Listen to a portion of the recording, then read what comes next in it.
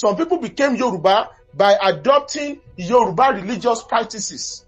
So by means, Yoruba is even a community of practice. So it's an ethno-religious and ethno-linguistic identity. And people came together to create. So that's what is called Yoruba. So we are a civilization state. But we've not been able to be in the same nation state.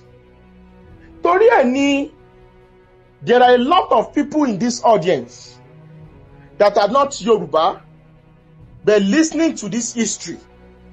Why are they listening to this history? They are listening to this history in order to know the weakness of the Yoruba people and to know who we are. Sherry, Yoruba history is what you go and look at Igbos, Ijos, Yorubas, even Fulani, the way they talk about Yoruba history.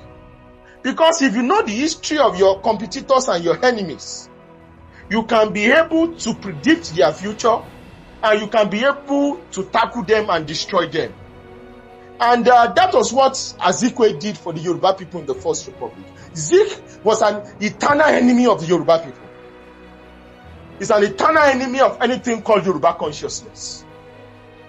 And it is only people that are doomed for destruction who will think the enemies of their ancestors, of their forefathers, can be their friends. There's a difference between allies and friends. Allies, let me give you an instance. During the First World War, Turkey was an ally of Germany. In the Second World War, Turkey was an ally of USA. Shall you understand? In 2025, Turkey is in NATO.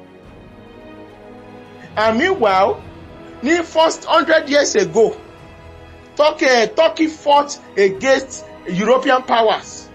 So today we can be allies, tomorrow we can be friends. So allies is different from friendship.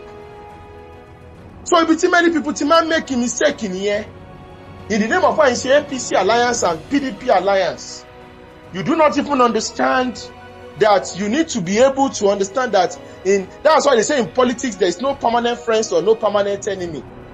But it is not in geopolitics. We don't use things like friends. We talk about allies. Because allies is just business partners.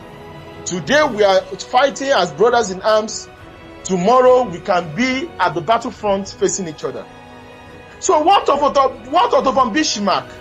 For instance, Otto von Bismarck went to war, led the Prussian forces together with Austria to go and fight to take a particular state in northern Germany called Schleswig-Holstein, and took it from the Danish, from Denmark, and added it into the territory of the new German state that was formed in the 1950s.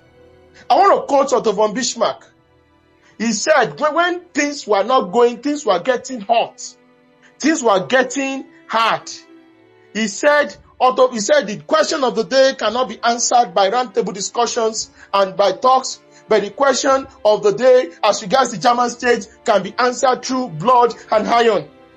That was what Otto von Bismarck said, and I quote verbatim. And when you talk about this kind of a situation, and that was how Germany was formed.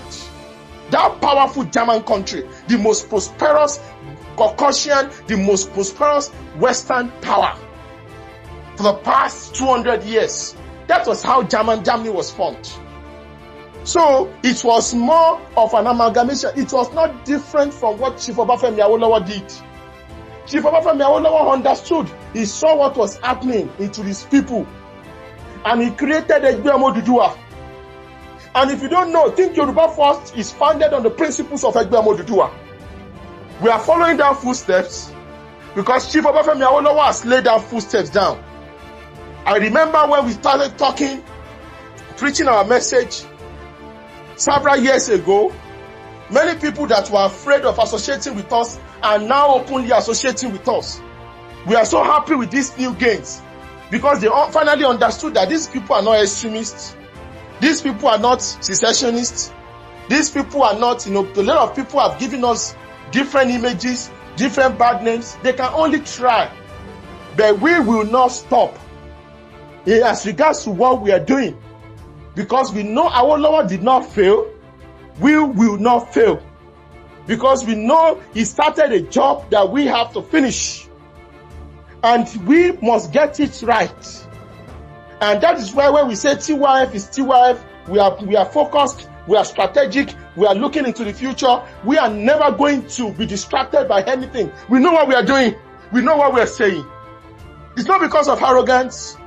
It's not because we believe, it doesn't work that way in nationalism. Because there is a vision that drives an institution. We can align. People can align. But you cannot collapse into no. It's a different ball game.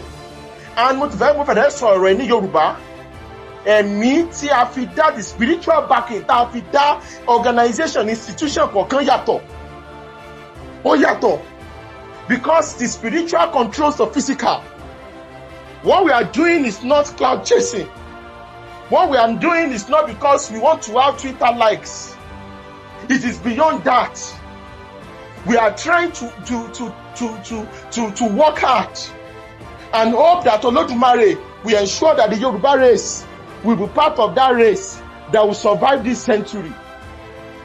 I want to give you something that happened between 1900. Between the 1900 to 1990, 1900, the Oyo Empire ceased to exist. Two Yoruba empires ceased to exist between 1900. So a lot of things happens within 100 years. We are within that 100 years currently. And many people are just living their careless lives. But we are part of those that will change the course of history. Between 1900 to 1820, Oyo Empire ceased to exist. It ceased to exist. Between 1900 to 1900, Ibadan Empire, the first Republican empire in Africa, ceased to exist. So two Yoruba empires ceased to exist within the space of 100 years. Between 1900 and year 2000, Yoruba people lost their sovereignty in Nigeria, in the world. What happened to us? There was an independent country called the United Commonwealth Kingdom of the Egbas. It lost its sovereignty. Egba Kingdom that was like a country, ceased to exist as an independent country. It's a Yoruba city state too. So we lost and we became 19. So we were amalgamated with different civilizations in 1914. So our reality was changed just 100 years ago. So decades here, within 200 years, European powers destroyed the reality, destroyed our geopolitics, destroyed the way the Yoruba people view the world. 200 years ago. It's not that far. Don't think it's far. It's not that far. Let's say 2 generations lived 100 years. So within 2 generations, that reality of a race changed. So Emma fee in time, in shere, soy. With that is why we are saying we know where we are going. And it is beyond cloud chasing. And that is why when we say the central core, we want to take the swift decisions. What we are doing, we know what we are doing. If you see us advocate for anything, it's well thought of. And we know what needs to be done. Our aim is that Yoruba people must survive within Nigeria. Because it is not all civilizations that will survive in Nigeria. Not all. Look at what is happening in Syria. It's gone. It's been destroyed. The Western powers have destroyed that country. There's the Empire country here. Look at what is happening in Palestine. Western powers have destroyed that country.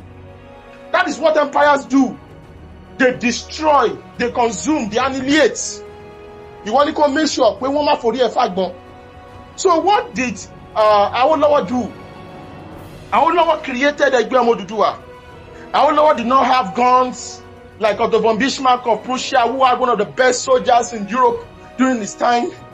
Otto von Bismarck did not have, Awolowo did not have the resources of Otto von Bismarck. He was just a man. a secretary of NURTW, a common man, a man whose father died at a very young age, a man that was once an houseboy, a man that was very poor, that came from a family that didn't give him anything, a family that, I'm sorry to say this, not well-to-do.